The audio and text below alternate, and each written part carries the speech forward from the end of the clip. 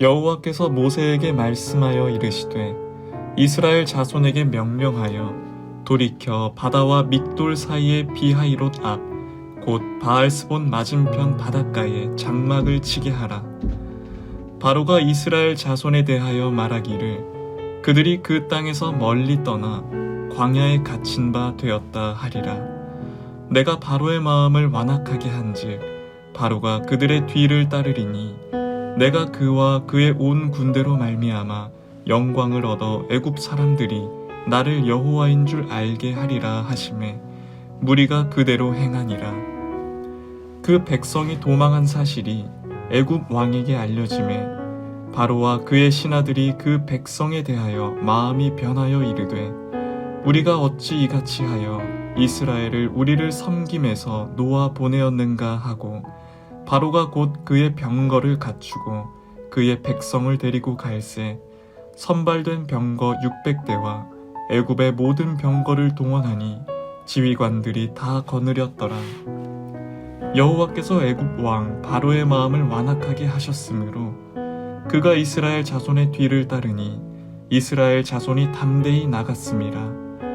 애굽 사람들과 바로의 말들, 병거들과 그 마병과 그 군대가 그들의 뒤를 따라 바알스본 맞은편 비하이롯 곁 해변 그들이 장막 친 데에 미치니라. 바로가 가까이 올 때에 이스라엘 자손이 눈을 들어 본즉 애굽 사람들이 자기들 뒤에 이른지라. 이스라엘 자손이 심히 두려워하여 여호와께 부르짖고 그들이 또 모세에게 이르되 애굽에 매장지가 없어서 당신이 우리를 이끌어내어 이 광야에서 죽게 하느냐? 어찌하여 당신이 우리를 애굽에서 이끌어내어 우리에게 이같이 하느냐? 우리가 애굽에서 당신에게 이른 말이 이것 아니냐? 이르기를 우리를 내버려 두라.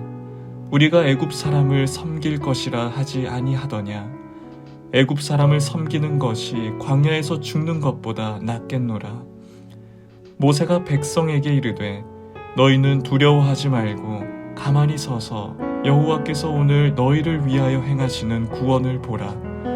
너희가 오늘 본 애굽 사람을 영원히 다시 보지 아니하리라. 여호와께서 너희를 위하여 싸우시리니 너희는 가만히 있을지니라. 5월 7일 금요 새벽 큐티 시간입니다. 이 시간에는 두려워하지 않은 모세에 대해서 살펴보겠습니다. 2절을 보면 하나님께서는 이스라엘 백성들이 진군하던 곳에서 돌이켜 바다와 믹돌 사이에 비하이롯 앞 곧 바알스본 맞은편 바닷가에 장막을 치게 하셨습니다. 잘 닦여진 해변길도 있는데 하나님께서는 바다를 등진 광야로 인도하신 것입니다. 생각을 해보시기 바랍니다.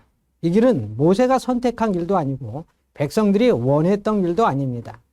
하나님께서 인도하신 길인데 지금 이스라엘 백성들은 큰 위기를 만나게 되었습니다. 우리 역시 하나님 믿는다고 만사형통이 기다리고 있는 것이 아닙니다. 때로 이런 사면초가의 위기를 맞이할 때가 있습니다. 지금 이스라엘 백성들도 앞에는 홍해바다에 가로막혀 있고 뒤에는 600승의 병거를 몰고 바로의 군대가 쫓아오고 있습니다. 절체절명의 위기의 순간을 맞이하게 되었습니다.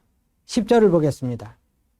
바로가 가까이 올 때 이스라엘 자손이 눈을 들어본즉 애굽 사람들이 자기들 뒤에 이른지라. 이스라엘 자손이 심히 두려워하여 여호와께 부르짖고. 바로의 군대가 지금 이스라엘 사람들의 눈에 보일 정도로 가까이 이르는 것입니다. 그러자 이스라엘 백성들은 심히 두려워하여 부르짖었고 모세를 원망했습니다. 애굽에 매장지가 없어서 우리를 이 광야에서 죽게 하느냐는 것입니다.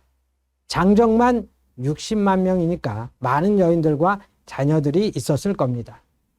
어린 자녀들 때문에 더욱 두려움에 떨었을 겁니다. 지금 이스라엘 백성들은 전쟁 한번 해보지 않은 사람들입니다.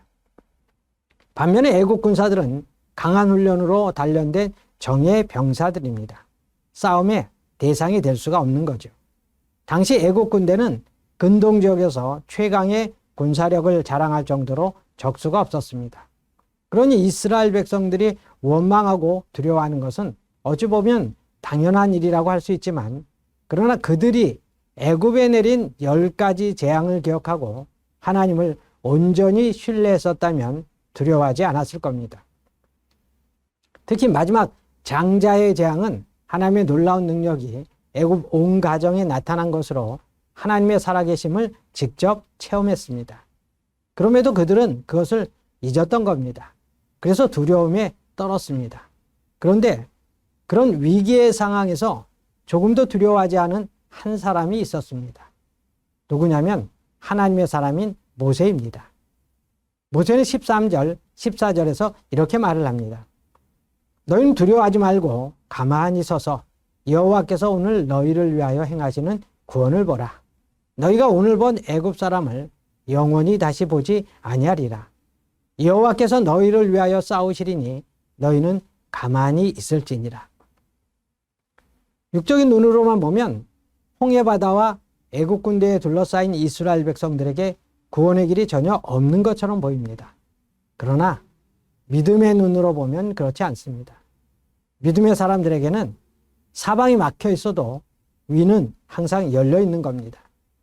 위를 보면 구원의 길이 보이고 하나님의 능력의 손길을 느낄 수 있는 겁니다. 그래서 진짜 믿음은 위기의 때에 드러나게 되어 있습니다. 믿음의 눈으로 세상을 보는 성도는 어떤 상황 속에서도 두려워 떨지 않습니다. 오늘 모세가 산 증인인 것입니다. 너희는 두려워 말고 가만히 서서 너희를 위하여 행하시는 구원을 보라고 하였습니다. 모세는 이미 승리한 것처럼 당당히 구원을 선포하고 있는 것입니다. 모세는 하늘에서 뚝 떨어진 사람이 아닙니다. 우리와 성정이 똑같은 사람입니다. 그러므로 우리도 모세처럼 그런 믿음을 가질 수가 있는 것입니다. 하나님께서는 어떤 고난과 위기 상황 속에서도 하나님의 자녀들인 우리를 사랑하시기에 우리를 지켜주시고 우리를 위해 원수들과 싸워주십니다. 그러므로 고난과 어려운 문제가 우리를 둘러쌀 때 이스라엘 백성들처럼 원망하지 아니하고 믿음으로 하나님의 구원의 역사를 바라보시는 우리 성도님들이 다 되시기를 바랍니다. 기도하겠습니다. 우리의 생사복을 주관하신 좋으신 하나님 아버지, 우리의 가는 길을 지켜주시고 인도하여 주시고 보호하여 주심을 믿습니다. 우리의 인생길에 때로 고난과 위기의 때를 만날 수가 있습니다. 오늘 이스라엘 백성들처럼 원망하지 아니하고 모세처럼 하나님의 구원의 역사를 기다리며 믿음의 눈으로 주님의 뜻을 바라보면서 모든 어려움을 넉넉하게 이겨나갈 수 있는 우리 성도들이 다 되게 하여 주시옵소서. 모든 말씀 예수님의 이름으로 기도드리옵나이다. 아멘.